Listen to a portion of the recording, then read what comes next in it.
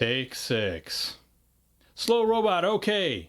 So I keep screwing this up, but we're going to go through my album a little bit by a little bit. We're not going to listen to every song in its entirety, but we'll listen to like a little bit of each and just to get a flavor for it.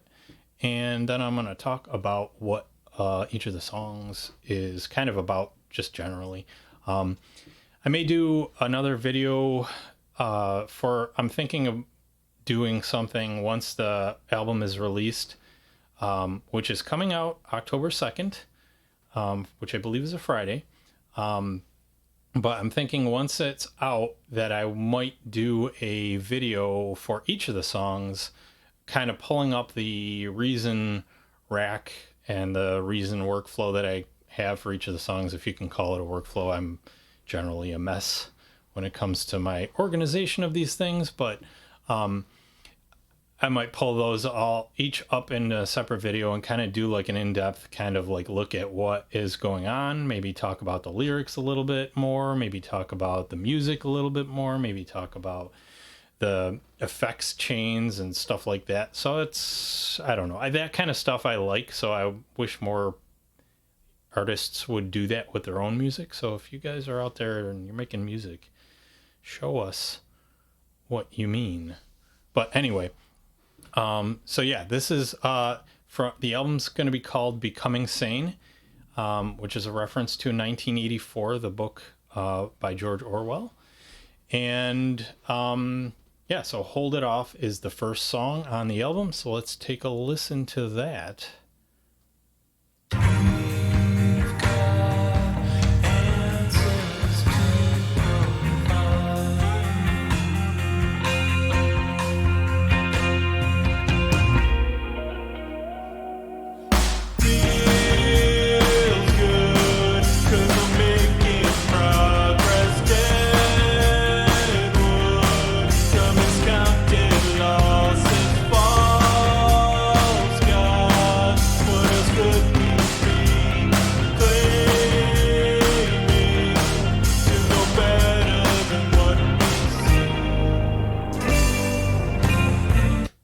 So that is a little bit of Hold It Off. That one is about sort of self-delusion, how we tend to believe that we have a tendency to just believe that what we're thinking and what we know to be true is actually true, even if it may not be, just because, you know, they're beliefs. That's how beliefs work. You know, you if you believe something, it doesn't necessarily mean it's true. It's just something you believe.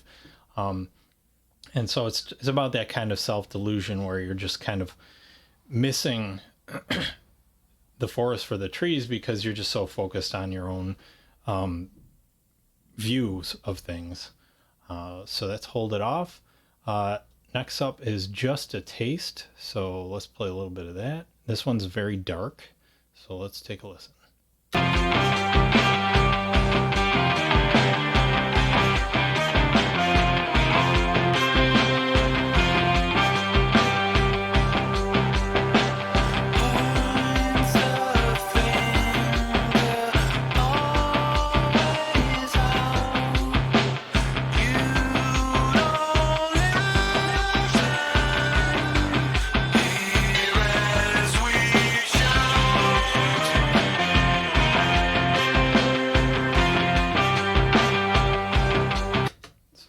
Just a Taste of Just a Taste. That one I had released a couple of years ago. I had finished the lyrics shortly after the 2016 election here in the States, and I was a little bit bitter, and I still am, but you know, my bitterness has morphed into something different now. But anyway, it's this one is probably because of that a little bit more overtly political, but it's still, as all of these songs are, very metaphorical in terms of lyrics, so it can be taken in a number of different ways. But you can hear how dark it is, and it's just very, probably the most, or one of the most, one of the darkest songs on the album. So that is just a taste. Now let's go to take a listen to Pinhole. Start right around here, because why not? Vision stolen, laughter from your face. An upside down world seems right. When visions flip down upside, it's only the outside who looks up and down. Now we'll watch the clouds grow. So that's a little bit of Pinhole, and this is sort of related to Hold It Off in the sense that this is sort of about the mechanisms of our self-delusions. There's a line in here that I like that is, it says, "The smile that pulled the pin," and it's about basically one of those mechanisms, and that, you know, just trusting somebody who seems very charismatic but isn't really telling you the truth. I wonder who that might be about. But yeah, it's just kind of about the distortion of reality that comes with that kind of approach, you know, that kind of worldview that we kind of latch onto and then end up thinking things that may not be true, or how we get to those beliefs, I guess. So that is Pinhole, and then next up we have Alone, which this is another one that I had released on the SoundCloud page, and this one I finished the lyrics. I guess I'm going to talk about this one before we play it, but I finished the lyrics about a couple weeks after we started going into lockdown with the pandemic and all that. So this is kind of that the pandemic song on the album, and the music had been written for a year or so beforehand, but and it was already titled Alone. And when I was going through the just listening through some of the stuff that I had that I was considering for the album, this was there, and it was titled Alone, and I was like, well, we're in the middle of a pandemic where everybody has to self-quarantine, so I'm going to throw lyrics on it, and this is what came out, and I think it turned out really well. So here is some of Alone.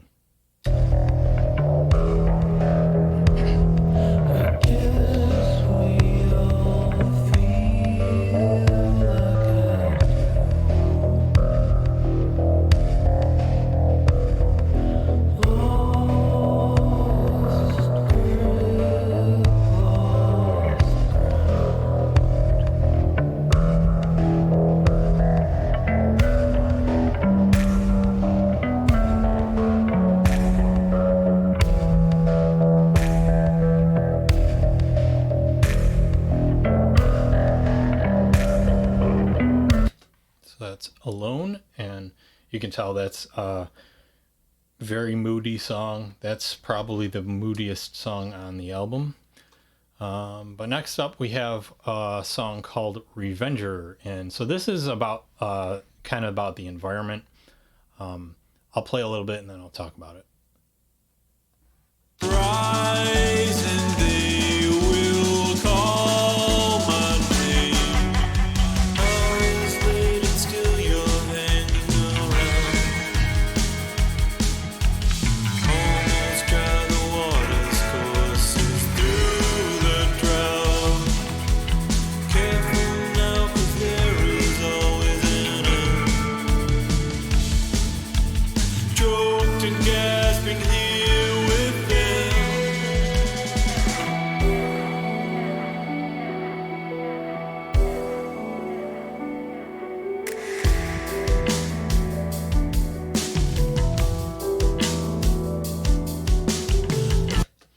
So that's a little bit of Revenger. So this one is sort of about humankind's arrogance when it comes to the environment. It's sort of like the perspective is sort of like a a visitor overstaying their welcome at somebody's house, and they're eating like everything in the pantry, and they're not replacing anything. And so I guess it's about how Mother Nature doesn't really care what we think about what we're doing to the planet, but when the bill comes due, it's going to come due regardless, and it's going to respond. The planet's going to respond the way it responds, and it's going to be a punishing experience if we don't treat it the way that it needs to be treated. So there's my environmental song there, or one of them, I guess. There might be a couple, I don't know. Anyway, so that is Revenger. Next up, we will listen to a little bit of Eye to Eye. So let's take a listen to this guy. Treasons taste so sweet, and so is common ground and gasoline, and wonder why the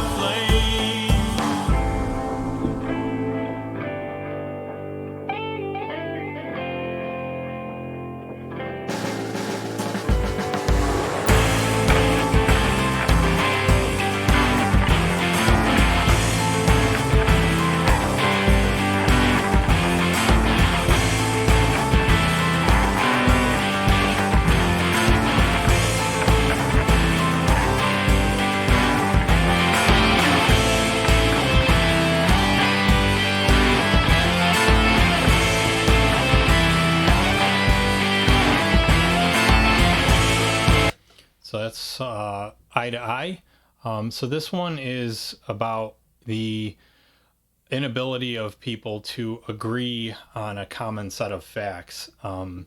So the basic premise here is that if you disagree with somebody and you can't come to at least an understanding of the basic set of facts that you're arguing over, there's no point in even arguing, because like, you believe one thing, you believe something different, and there's just no way to resolve the two because you're not agreeing to one central kind of thing. So again, kind of political, kind of not. And then we got Water and Sand, which is one that I released. This was the first single that I released from the album a few weeks ago, a month ago, I don't know, somewhere about there.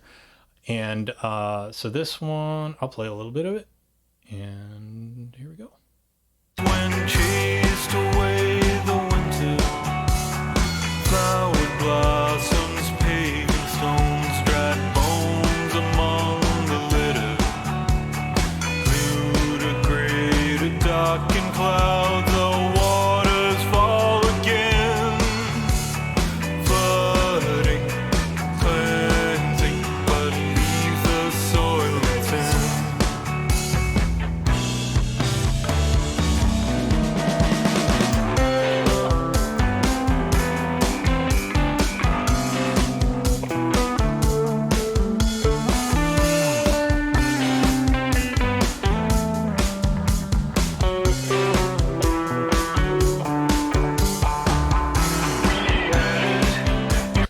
So it's a little bit of Water and Sand, and that one is sort of also environmental in the sense that it's about this weird species that somehow we think that we're not able to alter our environment, yet we're constantly doing it, and we sort of, and it goes back to the delusion thing too. It's like you're deluding yourself into believing two different things, that humans, like, you see all the stuff that we can do. We can build all this stuff. We can, build skyscrapers and reroute entire bodies of water and stuff like that. But yet somehow we hold this, many of us hold this belief that we're too insignificant, that we can't have an impact on the overall environment.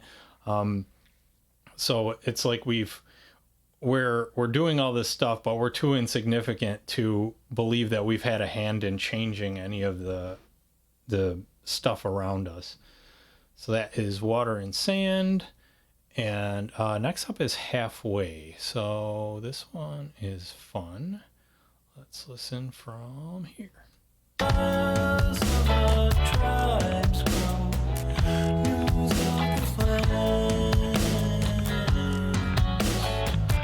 When we were told they are the rain, we will leave them enemies made.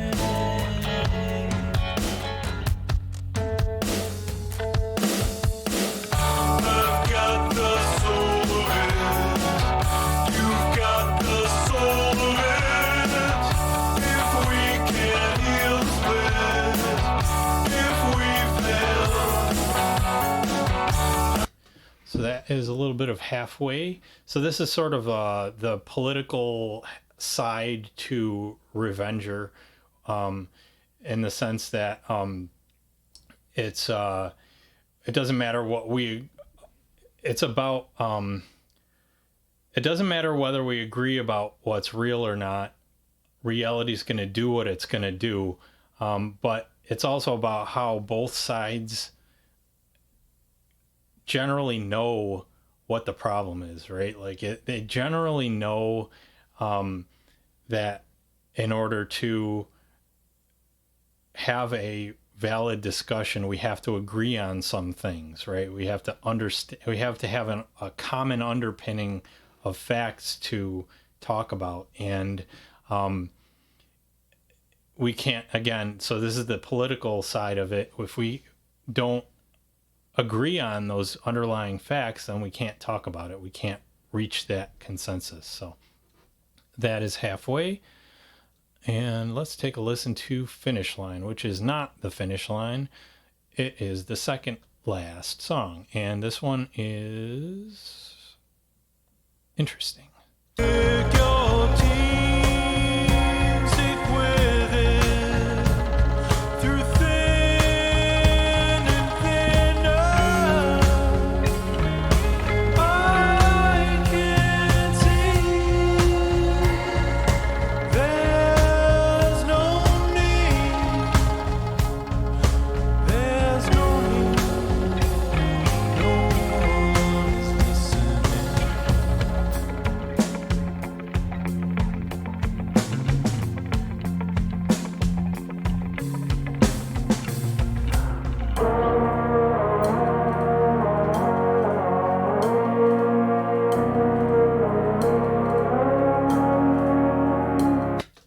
So that's a little bit of Finish Line. And this one's about the fact that we live in an information age. We have all this information right at our fingertips. We can pull up a phone and we can check anything we want at any time we want.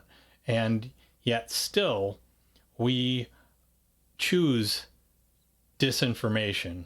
And then it's also about how we have a tendency to believe that as long as we win the argument, we're in the right. Even if our arguments are based on false assumptions.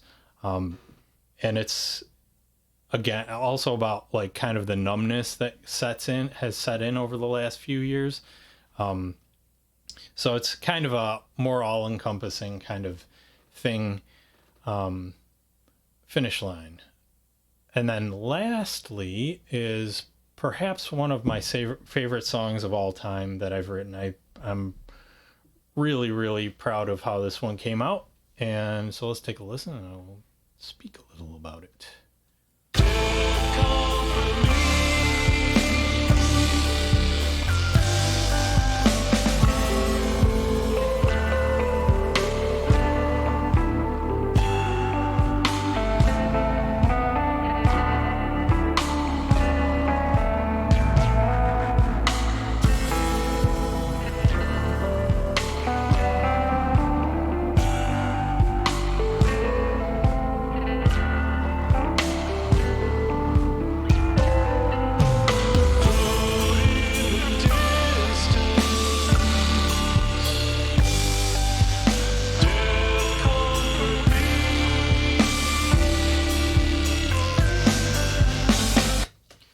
So that is a little bit of the end of all things we know.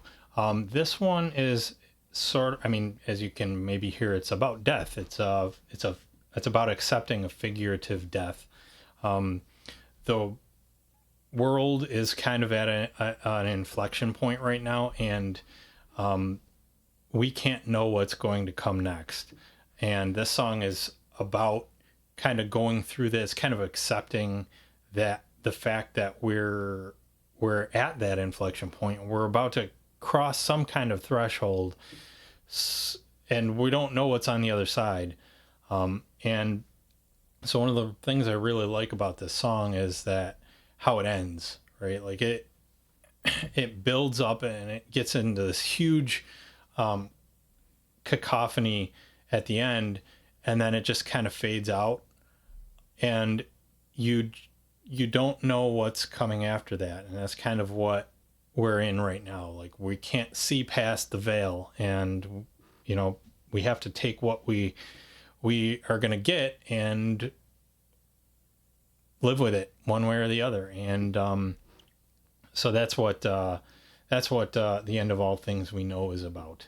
So that is a overview of the new Slow Robot album coming out October 2nd, called Becoming Sane. And I hope that you enjoy it when it comes out. And if you enjoyed this right now, that's awesome too. So take care.